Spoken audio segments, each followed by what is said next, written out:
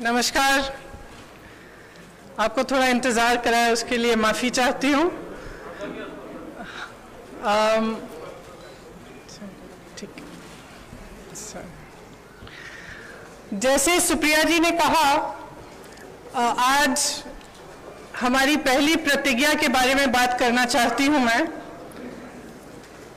हमने तय किया है कि आने वाले विधानसभा चुनाव में उत्तर प्रदेश में कांग्रेस पार्टी 40% टिकट महिलाओं को देगी।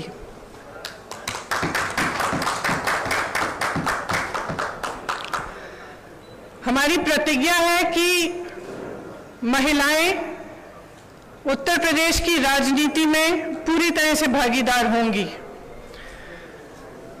ये फैसला हमने किस लिए किया?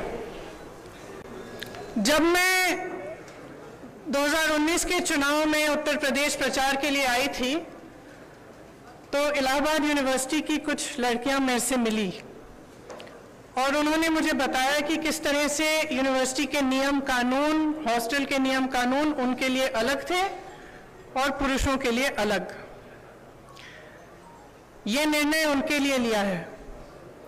ये निर्णय मैंने उस महिला के लिए लिया है जिसने गंगा यात्रा के दौरान मेरी नाव को वापस तट पर बुला के कहा कि मेरे गांव में पाठशाला नहीं है, मैं अपने बच्चों को पढ़ाना चाहती हूँ।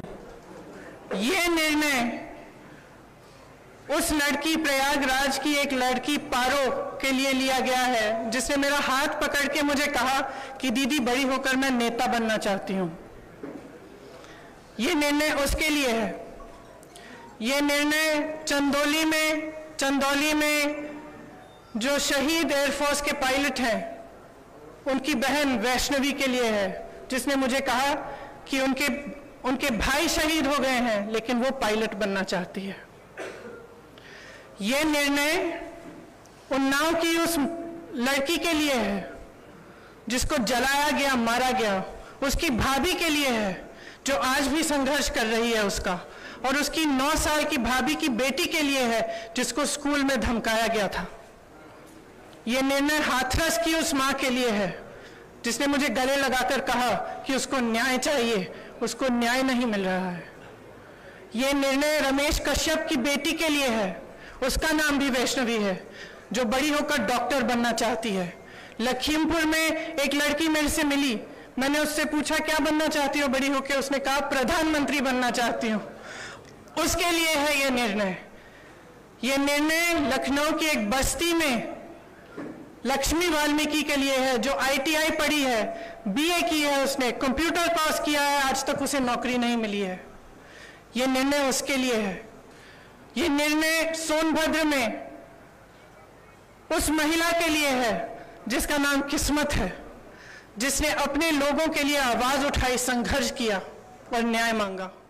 ये निर्णय उत्तर प्रदेश की हर एक महिला के लिए है जो बदलाव चाहती है, जो न्याय चाहती है, जो एकता चाहती है, जो चाहती है कि आगे बढ़े उसका प्रदेश।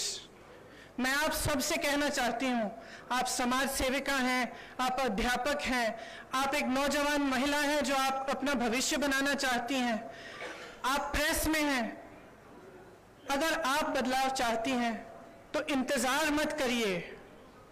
आपकी सुरक्षा कोई नहीं करने वाला। सब बातें करते हैं, सुरक्षा करने का जब समय आता है तो सुरक्षा उनकी होती है जो आपको कुचलते हैं।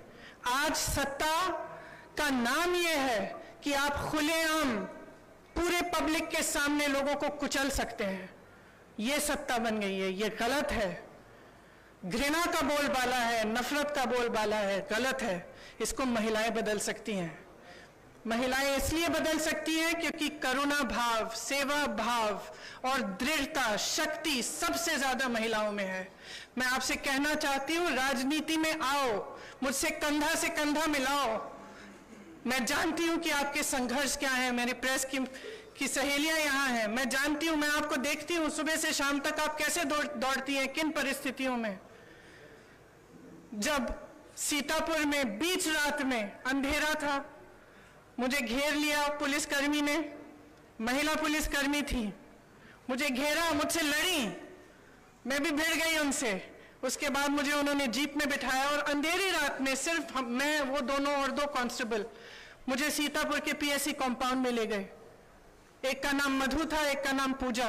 ये निर्णय उनके लिए भी है, क्योंकि मैं समझी कि 4 बजे सुबह तक ड्यूटी पे थी। उनकी एक अफसर जिनकी पोस्टिंग सीतापुर में थी, लेकिन जिनकी बूढ़ी माँ अकेली नोएडा में रहती है। कितना संघर्ष करना होता है महिलाओं को। कौन करेगा ये संघर्ष आपके साथ अगर आप एकजुट नहीं होंगी? अगर देश को जातिवाद और धर्म की राजनीति में से निकालकर विकास की राजनीति की ओर ले जाना है, अगर देश को समता की राजनीति की ओर ले जाना है, भागीदारी की राजनीति की ओर ले जाना है, तो महिलाओं को आगे बढ़ना पड़ेगा। आपको खुद ये काम करना पड़ेगा। आगे बढ़िए। मैं आग्रह करती हूं आपसे